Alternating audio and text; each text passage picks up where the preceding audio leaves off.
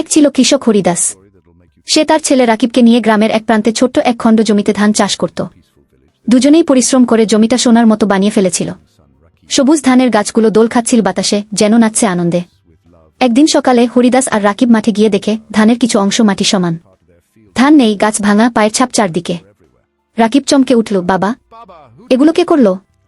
হরিদাস নিচু হয়ে মাটি দেখল, কিছু গরুর পায়ের ছাপ তখনও তাজা। বলল, এটা গরুর কাজ, হয়তো কারো গরু রাতে ঢুকে পড়েছে গি। পরের দিন রাতে তারা পাহারা দিল। হঠাৎ রাত ৩টার দিকে ঝোপের মধ্যে কিছুর আওয়াজ হল। রাকিব বলল, বাবা, কিছু একটা আসছে। চাঁদের আলো তারা দেখতে পেল এক বিশাল দুষ্ট গরু ঢুকে পড়ছে ধান খেতে। গরুটার চোখ যেন লাল, আর ধান খেতে খেতে সে জ্যান নাচছে। হরিদাস কিছুটা রেগে গেল, কিন্তু সে জানত রাগে কাজ হবে না। সে এক বুদ্ধি আঁটল। পরদিন সকালে তারা মাঠের চারপাশে কাঁটাতার টাঙালো আর কিছু লাঠি বসিয়ে রাখল, আর গরুর পছন্দের জায়গায় কিছু শুকনো লঙ্কা ছড়িয়ে দিল।